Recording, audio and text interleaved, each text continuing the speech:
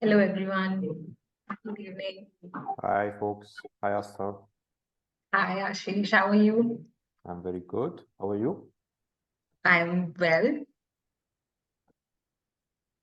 So great. We're back for the second live on LinkedIn.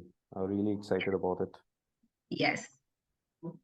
And I think many people will be interested in after reading the topic that we are covering today, especially managers and leaders who have to, handle their own teams. They Hmm. would be pretty interested in this. Yeah, I'm gonna spill some beans Yeah. for sure. Yeah. Some secrets, but not so secret.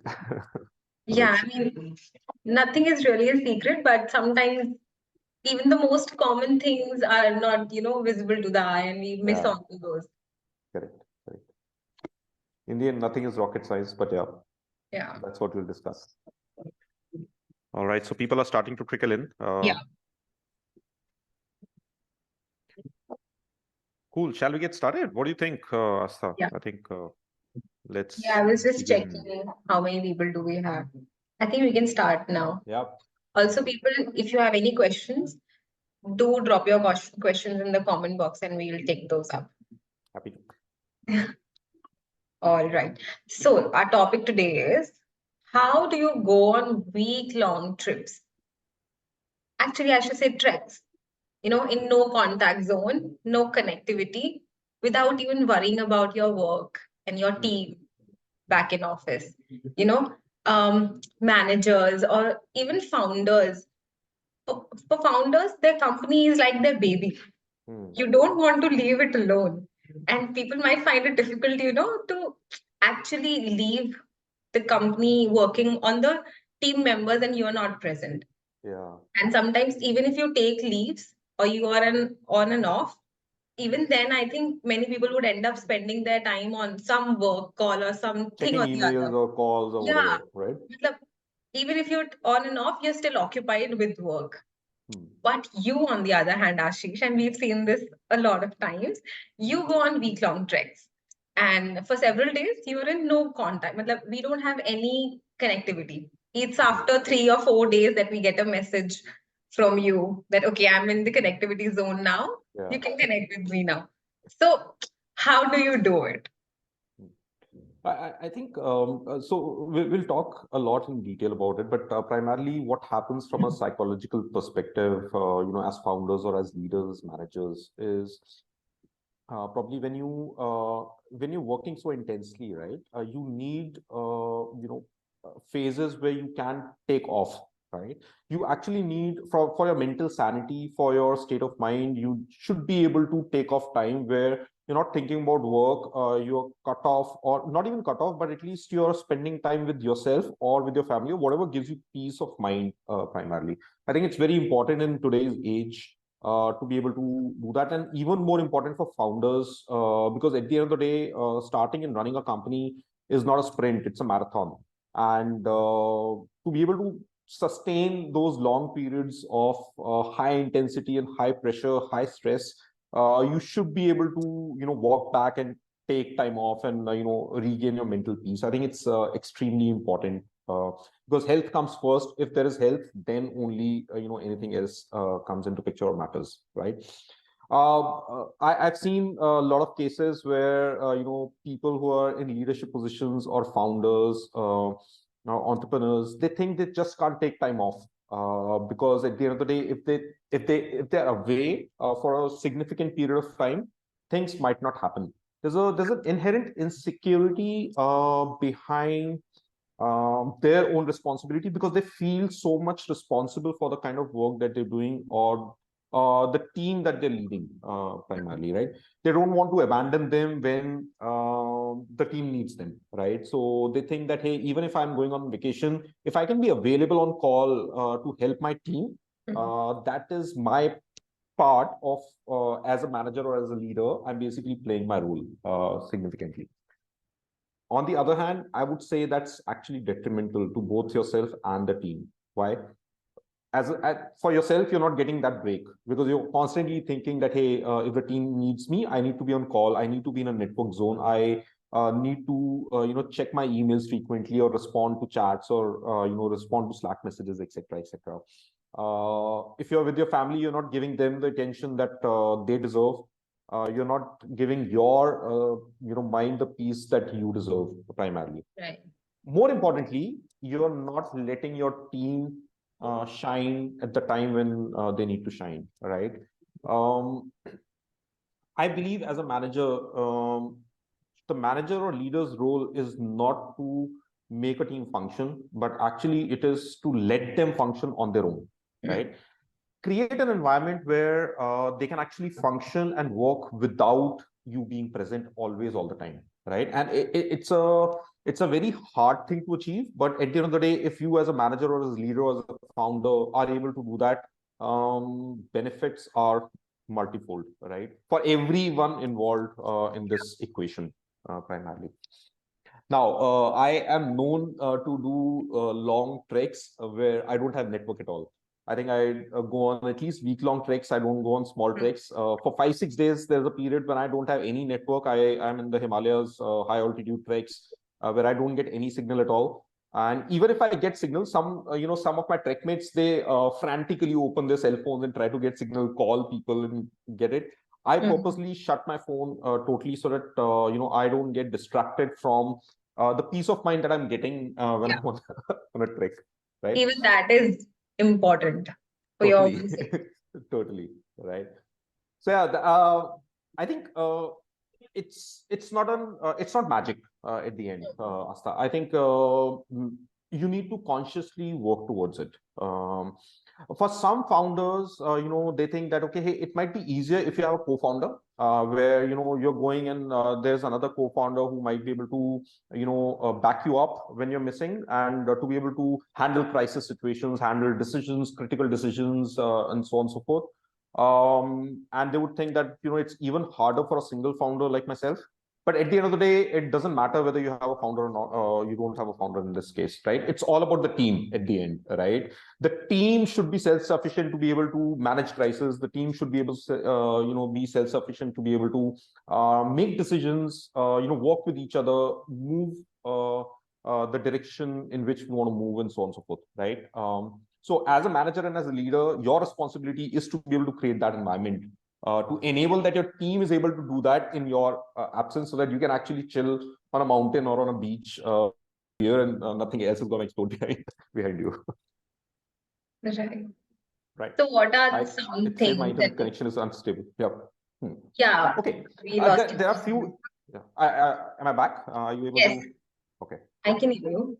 I think there are a few elements that go as ingredients primarily, right? The first and foremost, very importantly, the kind of culture that you're building and centered around the values that you're trying to create. Now, managers or leaders would think, hey, this is very specific to an organization, but you can have a value system in your team as well. You may be part of an organization, but you can have a value system or culture within your team as well as a manager or as a leader, right? So it's all about creating a set of values that you expect your team to demonstrate, and you demonstrate it yourself, right? That's basically the core nuances with which all the team members operate under, right? And these are not just words written on the walls. These have to be the behaviors that you demonstrate on a daily basis. You talk about these behaviors, what expectations are required, how do you live these behaviors, where do you go wrong when you don't live these behaviors, constantly keep talking about. You're part of our team.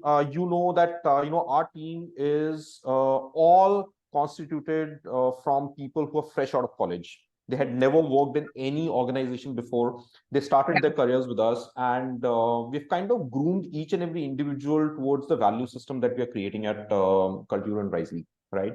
The core thought behind is that if you provide a set of expected behaviors to individuals and create an environment where they can live those behaviors, they start to learn in terms of, when I'm in doubt, how do I make a decision, right? And this is where value system plays that role. It's basically that guiding star, the North Star, which people can use to be able to make decisions when they are in doubt, or when there is nobody else to guide them to make the right decision, right? This is where the value system actually kicks in, right? For example, honesty is one of our values at Cultura, right? So let's say you are alone and you need to take a decision.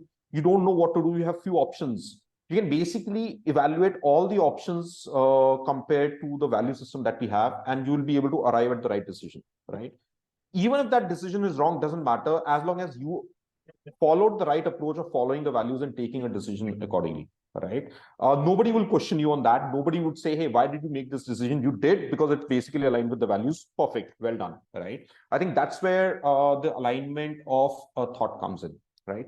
But linked to this is the second point, which is giving the team members that autonomy to be able to make those decisions in their span of control. And this does not happen while you're away. This actually happens when you are in the office. Exactly. Right? You need to create that environment where people feel that they have the autonomy of making decisions within their span of control. Right? Imagine, let's say I don't give you the autonomy on a daily basis, but when I'm away, I expect you to take decisions. You have never developed that decision-making thought process, right? So in your psychology, you have never been able to take those decisions automatically on your own. So when the situation comes, you're clueless in terms of what to do, right? But this is where, when you're present as a manager and as leader, you can actually create an environment where the team takes autonomy, they take their own decisions. You're actually pushing the team members to think, hey, you're coming with a problem, but what would you do in this scenario, right? How would you think about it? What decision would you take, etc., etc., right? So that's where you cultivate that autonomous working for different people within their span of control, right? The third point, which is again interconnected, is the span of control, helping the individuals to understand what their roles and responsibilities are, right?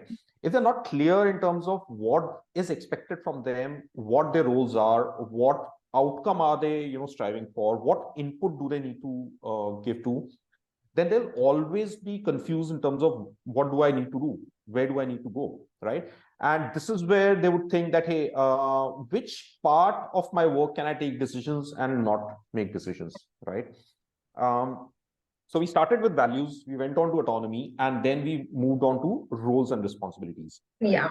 So helping the team members to understand what role are you leading, what role are you basically playing in the entire organization, helps them to understand, hey, this is my span of work and I can actually make decisions in this span of work. If I get stuck, I have my peers or my colleagues to bank on to be able to make the right decisions, or I have the value system to be able to bank on to be able to make the right decisions, right? Now, if a crisis comes in your area of work, you're equipped to be able to make decisions. If there's a hard decision that needs to be taken immediately when you don't have that guidance, you can actually do that. You're equipped to be able to do that, right? That basically is the nutshell. And there is a small element in this that I mentioned, which is your peers and colleagues, which is what your support system in the organization is, right? Creating a collaboration culture in the team and not having silos. So enabling people to work with each other and reducing the dependency on the manager and the leader, right? So the more you create a dependency on you as a leader and a manager, the more people will depend on you, right? So I'm very selfish about it, right? I actually try to find situations where I don't need to get in, and people can solve the issues themselves, and they can find solutions, they can make progress, they can get things done on their own without me coming into the picture, right? That's basically what the sweet spot I look to. We often hear you say that it's okay, you guys handle it.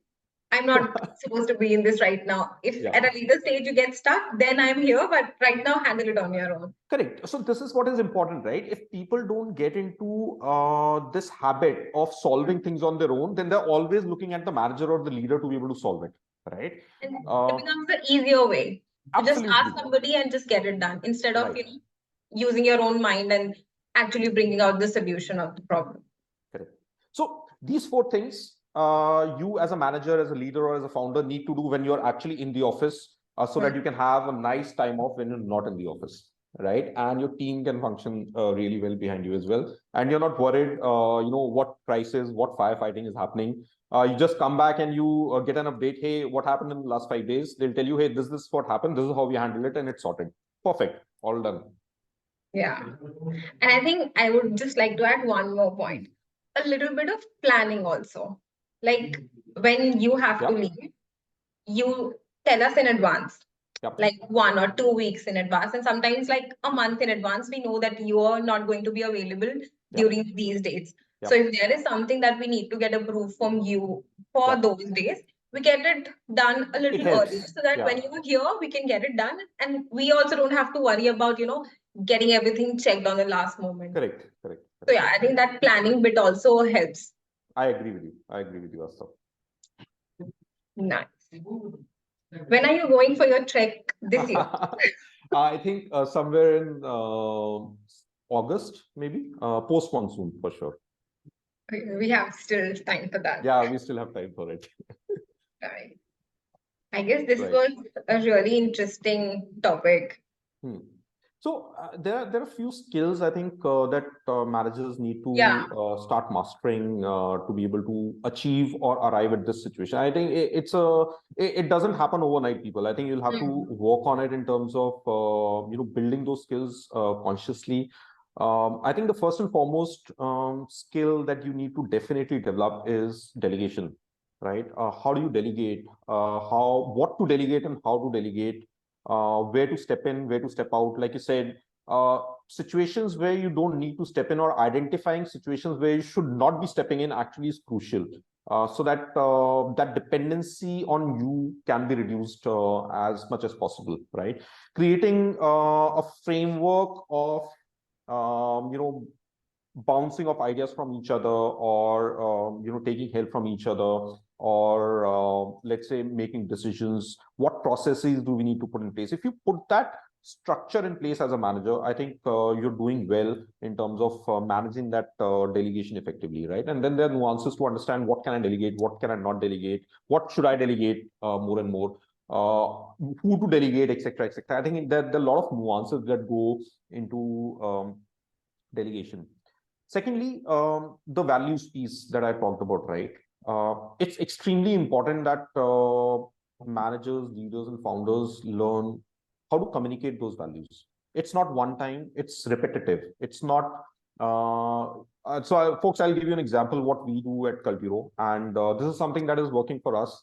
Is whenever there's a new joining in the team, we have an orientation call with the entire team for that new joinee, right? And in that orientation call, we actually present our company values, and HR team doesn't present the values. I don't present the values. Every other team member actually presents the values to be able to reinforce what their understanding of values is, right? How are they living those values on a daily basis? How are the values impacting their work? They themselves as professionals, how has it helped them? Where have been the situations where they or other team members haven't been able to live up to those values, so that we can talk about it openly, learn from each other, and constantly reinforce that understanding. I think that becomes really critical to be able to constantly reinforce the value system in the organization. And yeah, I mean, little bit of team building that collaboration, cross departmental collaboration. If you're working remote as an organization, it becomes really tricky to be able to do that. That's where I think cross-functional collaboration ends up getting missed sometimes. We have a hybrid team. Some of us work completely remotely. Some of us are, in office few days and work from home a few days. We try to make sure that, there is some mix and match of tech and marketing on a daily basis, so that there is some level of cross collaboration and some kind of small banter happening in the office always. Right? Always. Yeah. Try. Yeah, some simple tips, but a lot of constant effort to be able to that goes behind the scenes. Everything comes with practice, whether it's delegation or communicating. You practice, you figure out what's working for you and what's not working for you, and then you better it. Simple. But yeah, the efforts and the practice needs to be there, and you'll eventually get there. Totally. Don't lose heart, just keep working on it, and you will get there. Yeah, I think that's all for today. We'll be back another time. Look forward to this. Was a very interesting chat. Thank you for having me on this one, Aastha. Thank you for your time. And for our audience, if there are any topics that you want us to cover, do let us know in the comments. and we'll be sure to pick them up next time. All right. All right. Bye, Bye. folks. Take care. See you. Bye-bye.